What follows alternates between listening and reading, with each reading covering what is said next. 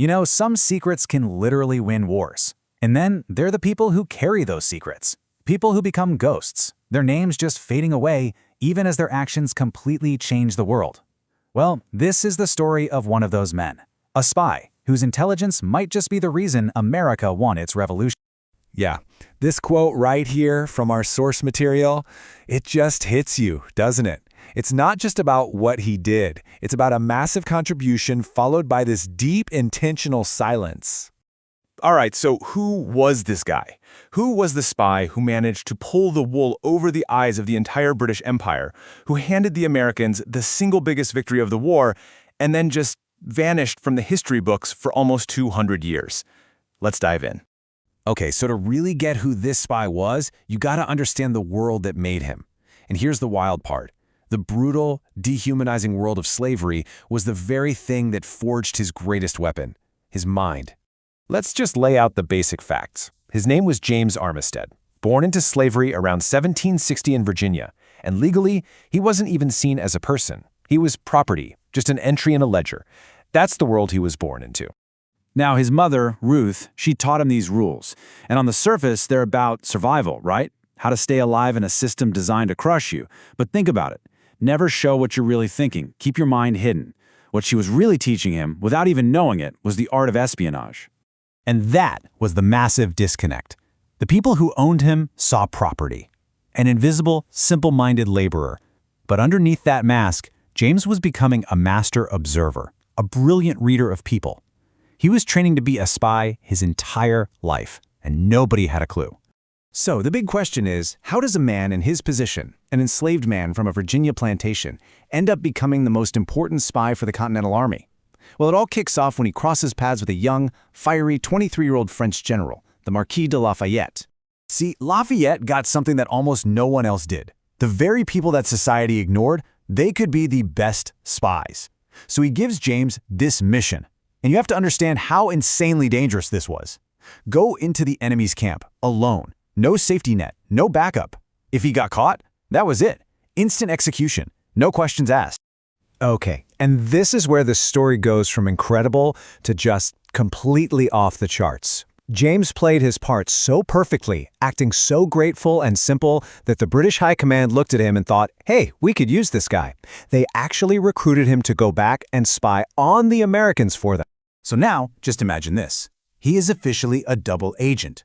He's juggling these three completely different lives in his head. He's feeding real intel to the Americans, carefully feeding fake intel to the British, and all the while, he's just this guy desperate to be free.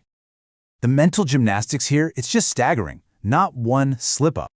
All right, so now we get to the payoff. This is the moment where all of James's secret, dangerous work changes the course of history. We're not just talking about helping a little bit. We're talking about the intelligence that directly led to the final, war-winning victory at Yorktown. It really all hinges on this one report in late July. James is in the British camp, and he learns that General Cornwallis is moving his entire army to a small coastal town called Yorktown. That right there, that was the golden ticket. It was the piece of the puzzle that allowed George Washington to scrap his other plans, secretly march his army 500 miles, and with the help of the French Navy, spring the perfect trap. And the result?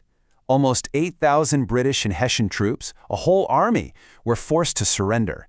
This wasn't just another battle. This was the knockout punch. It basically broke Britain's will to keep fighting, and it was all set in motion by a spy they never even saw. So the war is over. America is free. You'd think that's the end of the story, right? Happy ending? Well, not for James. For the man who may have made it all possible, his own fight for freedom was just getting started. And this is the part of the story it's infuriating. He risked his life for a nation built on the idea of liberty, and what happens? That liberty doesn't apply to him. After the war, he was considered property once again and sent right back to his owner. But Lafayette, he didn't forget. He absolutely kept his word.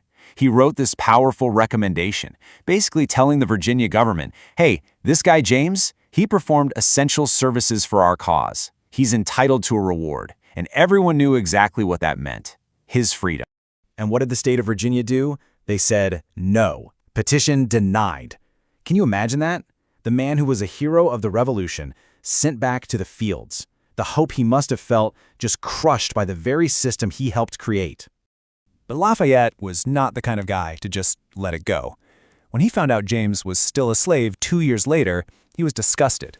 He sent another letter, this one even stronger, saying he'd never met a man he esteemed more highly, and that his service was most essentially important.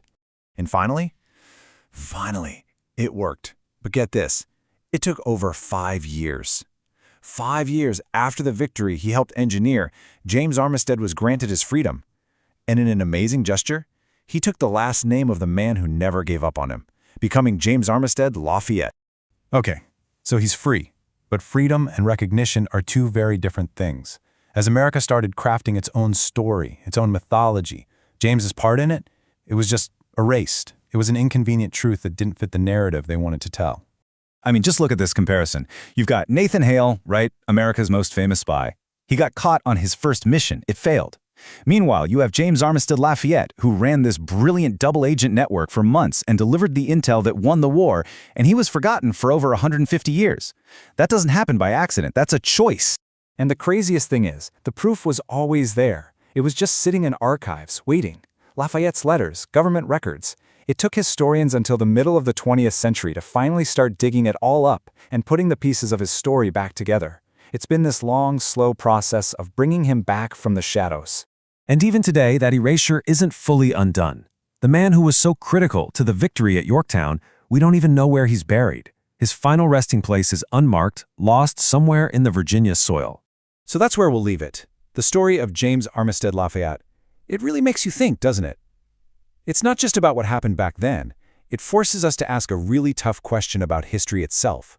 Whose stories do we choose to tell? And maybe more importantly, whose do we choose to forget?